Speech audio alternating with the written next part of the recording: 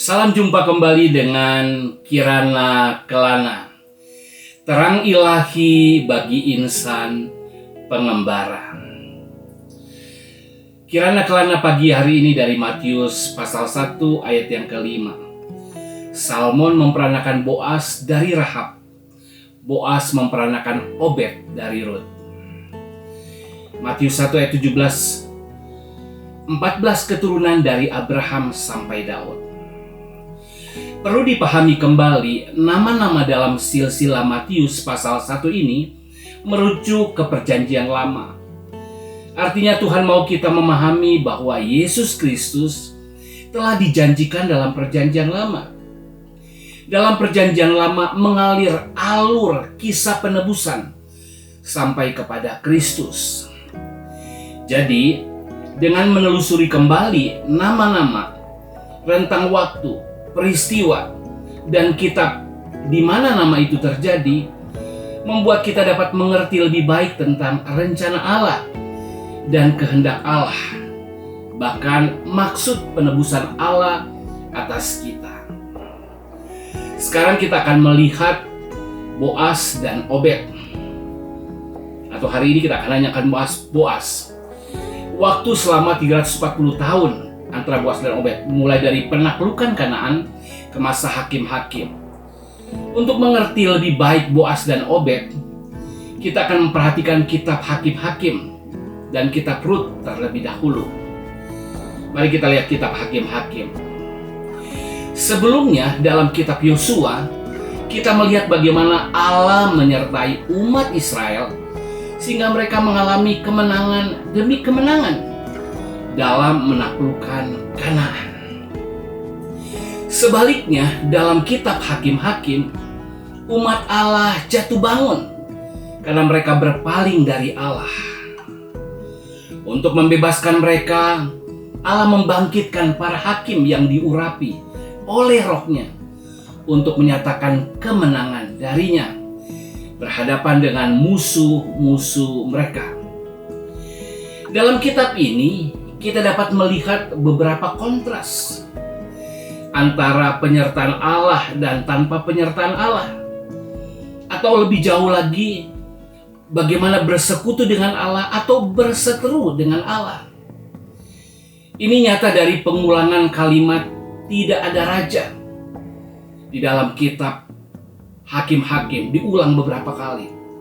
Sesungguhnya Allah adalah raja mereka, namun mereka tidak mau menyadari dan mentaatinya. Kitab ini juga memperlihatkan kontras lainnya antara generasi sebelumnya yang mengenal dan taat pada Allah dan generasi selanjutnya yang tidak mengenal Allah. Kebalikan dari kitab Ulangan. Ingat, sejarah selalu berulang. Selanjutnya ada kontras antara kelemahan manusia dan keperkasaan Allah. Orang yang diurapi Allah dan orang yang dimurkai Allah. Garis besar kitab Hakim-Hakim kita bisa bagi 3. Bagian pertama pasal 1-2 yang menunjukkan ketidaktaatan umat Israel dalam menumpas penduduk Kanaan serta segala Allah atau berhala mereka. Penumpasan ini karena bangsa Kanaan telah bejat sedemikian rupa di hadapan Allah, sudah tidak dapat ditoleransi lagi oleh Allah. Akhirnya bangsa setempat dan berhala mereka yang tidak dihalaukan orang Israel menjadi jerat bagi umat Israel. Bagian yang kedua pasal 3-16 menunjukkan penghukuman Allah yang dialami oleh umat Israel. Ada kisah berulang-ulang di bagian ini. Diawali bangsa itu melanggar hukum Allah. Akibatnya musuh-musuh menaklukkan mereka. Kemudian mereka memohon pertolongan kepada Allah. Dan Allah mengirimkan para hakim untuk membebaskan. Namun mereka kembali lagi memberontak. Dan siklus ini berulang 7 kali. Pemberontakan Israel mendatangkan penaklukan musuh.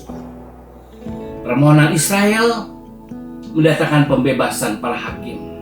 Namun mereka memberontak kembali. 7 kali, angka 7 menunjukkan betapa bebalnya bangsa Israel di masa ini. Dan bagian ketiga pasal 17-21 menunjukkan keruntuhan atau kehancuran Israel. Ini adalah puncak kesesatan orang Israel di kitab Hakim-Hakim. Ini juga menunjukkan kesimpulan dari kepercayaan mereka yang salah atau sesat, yang menuntun kepada perilaku mereka yang salah dan sesat. Ada dua situasi di mana umat ini disesatkan oleh seorang imam yang mengakibatkan hampir punahnya suku Benyamin dan bahkan hilangnya suku Dan dalam kitab Wahyu. Dikatakan dalam Hakim-Hakim pasal 17 ayat 6, 21-25, pada zaman itu tidak ada raja di antara orang Israel.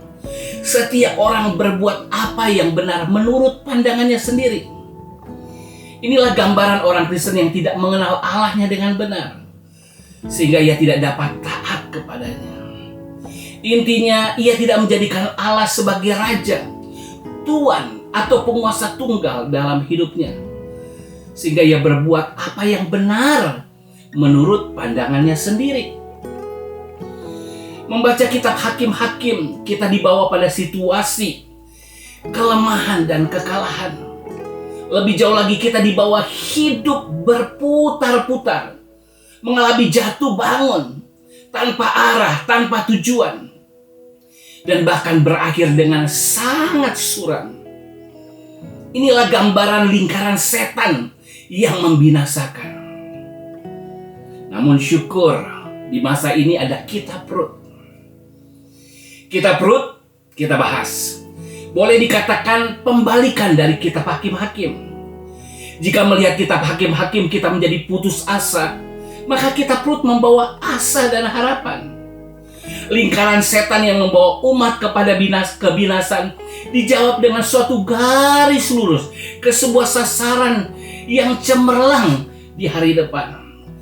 Ada secercah harapan di tengah kegelapan. Diawali dengan kisah Elimelek, Naomi istrinya dan kedua anaknya lelaki, Mahlon dan Kilion. Mereka bermaksud menghindari kelaparan akibat hukum Allah atas pemberontakan umat Israel. Mereka berpetualangan. Mereka mengembara ke Moab, ke negeri asing sebagai orang asing. Namun inilah yang terjadi. Mujur tak dapat diraih, malang tak dapat ditolak. Elimelek mati. Bahkan kedua putranya pun, Mahlon dan Kilion, mati juga, meninggalkan 3 orang janda, Naomi dan 2 iparnya, Orpah dan Rut. Naomi memutuskan untuk pulang ke Israel, tepatnya ke Bethlehem, karena didengarnya Tuhan telah memulihkan keadaan Israel dari kelaparan. Untuk itu ia meminta kedua mantunya untuk kembali kepada kaum keluarganya masing-masing. Orpah kembali pada keluarganya. Namun Rut memutuskan untuk terus ikut dengan Naomi. Selanjutnya kisah romantis berlanjut. Pertemuan dan pernikahan Rut dan Boas yang melahirkan keturunan, menorehkan sejarah. Lewat nama keturunan ini muncul satu nama yang menjadi secercah harapan di masa depan. Rut 4 ayat 17 berkata, lalu mereka menyebut namanya Obed. Dialah ayah Isai, ayah Daud. Ingat Daud, seorang yang berkenan di hati Tuhan. Garis besar kitab Rut, pasal 1 bicara kesedihan seorang mertua. Pasal 2, kesetiaan seorang menantu.